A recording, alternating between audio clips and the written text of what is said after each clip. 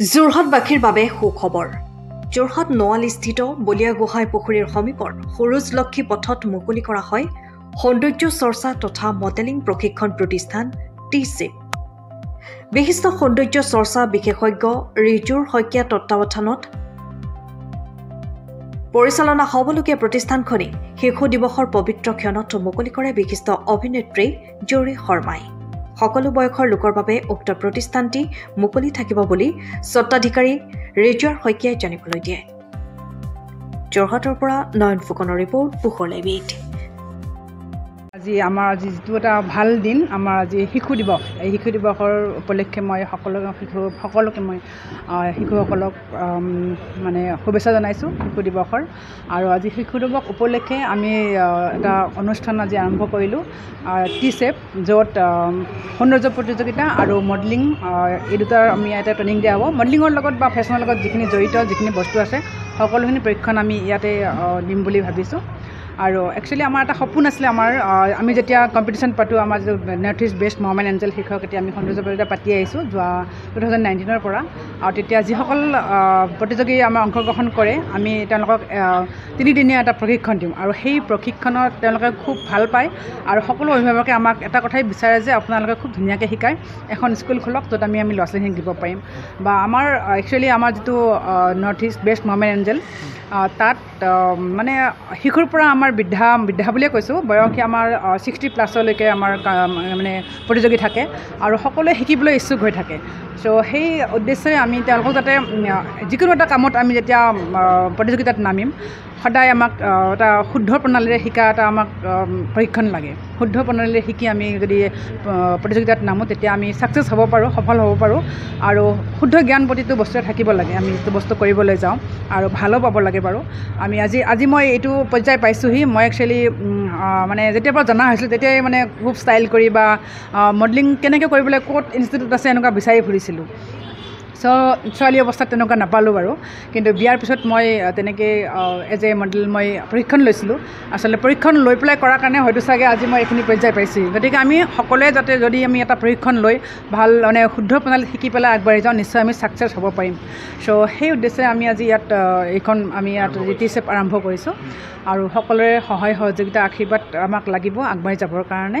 আৰু ইয়াত personality development, ফটোশ্বুটৰ পৰা আৰম্ভ কৰি যিখিনি আমি মেকআপ, সকলোখিনি আমাৰ যিখিনি এগৰাকী লেডিক বা চবকে লাগে যিটো বস্তু আমাৰ ফেশ্বনেল বয়সৰ সীমাবদ্ধতা নাই। ইয়াত সকলো মানে কোনো লিংগ বা কোনো এজৰ কথা নাই। হয়, এইটো যিটো আমি এতিয়া যিটো একাডেমি খুলিছোঁ, এইটো আপোনাৰ এড্ৰেছটো হৈছে নৱালি বলিয়া গোহাঁই পুখুৰী। ইয়াত আপোনাৰ চানেকি যিটো সূৰ্যলক্ষ্মী পথ ইয়াতে আছে। আৰু যিখন মানে আমাৰ আদিত্য হস্পিটেল, সেই আদিত্য হস্পিটেল পাৰ হৈ যেতিয়া আমি যোৰহাটৰ ফালৰ পৰা আহোঁ, আৰু আমাৰ নৱালীৰ ফালৰ পৰা মানে তিতাবৰৰ ফালৰ পৰা আহিলে যিটো আমাৰ ব্ৰহ্মপুত্ৰ আৰ্মি কেম্প আছে, সেই কেম্পটো পাৰ হৈ লেফ্ট ছাইডে পৰে। চ' আৰু মোৰ নাম্বাৰটো বাৰু কৈ দিছোঁ 7002667700। যদি কোনোবা ইচ্ছুক থাকে ইয়াতে কণ্টেক্ট কৰিলে হয়। তথাপিতো মানে আকৌ এবাৰ হেৰি কৰিছোঁ, মই এই যিটো মানে উদ্বোধন কৰি মোৰ যিটো ফিলিংছ আহিছে বুলি কৈছে, অনুভৱ কৰিছোঁ মানে মই বুজাব নোৱাৰোঁ। মোৰ যেন কিবা খুন্দা মাৰি ধৰিছে এনেকুৱা নিচিনা লাগিছে। কেলৈ মই তাইক মানে ইমান এটা ধুনীয়া পৰ্যায় পালে যে, সেইটো কাৰণে মই বহুত সুখী হৈছোঁ। তাৰমানে সেইটো চবতকৈ ডাঙৰ কথা যে মই সুখী হোৱাৰ লগে লগে তেনেকৈ মোৰ আৰু এটা মোৰ কথা থাকি গ'ল, ৰিজুৰ এই হেৰিটোত মানে ৰাস্তাত জাৰ্ণিটোত কিন্তু তেওঁৰ হাজবেণ্ড ডক্টৰ শইকীয়াও মই দেখিছোঁ আৰম্ভণিৰ পৰাই বহুত তেওঁক সহায় সহযোগ কৰিছে। তেখেতৰ নাম ল'ব লাগিব। আৰু তেওঁৰ লগতে ভগৱানৰ সহায় আছে, নিজৰ চেষ্টা আছে ৰিজুৰ লগতে তেওঁৰ সহকৰ্মীসকলো আছে।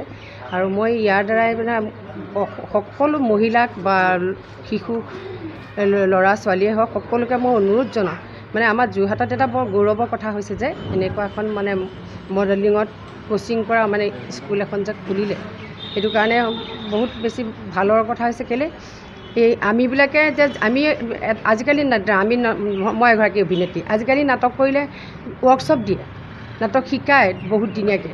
তেনেকৈ এতিয়া আমি নিশিকাকৈ গ'লোঁ, হয়তো আমাৰ গ্ৰামেটিকেলি আমাৰো বহুতখিনি থাকিবও পাৰে, কিন্তু আমাৰ বয়সৰ অনুপাতে আমি শিকি এতিয়াও গৈ আছোঁ।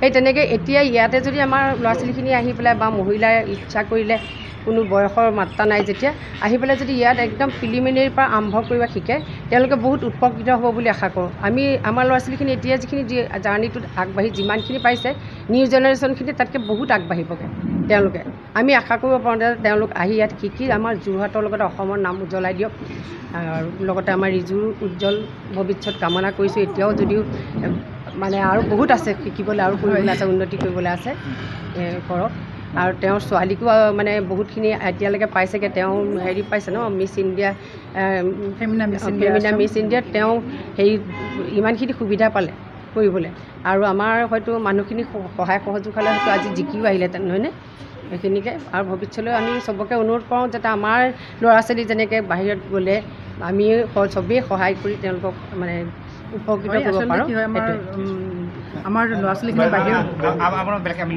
ঠিক আছে 20 বছৰীয়া যোৰহাটবাসীৰ একমাত্ৰ ভৰসা প্ৰতিষ্ঠান ৰিয়া টি ষ্টল হয় যোৰহাট পুৰণি বালিবাট স্থিত বেজী পথত আপোনালোকৰ আপোন আৰু ভৰসাৰ চাহ মিঠাই বিভিন্ন সুস্বাদু সমৃদ্ধ বিপণী Riya tea stall Riya tea ষ্টলৰ দ্বিতীয়খন সংযোজন ৰিয়া টি ষ্টল ৰাইজৰ বাবে মুকলি ইয়াত নানান ধৰণৰ বিস্কুট ব্ৰেড সুস্বাদু পেষ্ট্ৰি কেক চাহ কফিৰ লগতে বাৰ্থডে কেক উপলব্ধ লগতে অৰ্ডাৰ মতে যোগান ধৰা হ'ব তেনেহলে পলম নকৰি আহক আপোনালোকৰ প্ৰিয় বিপণী ৰিয়া টি ষ্টললৈ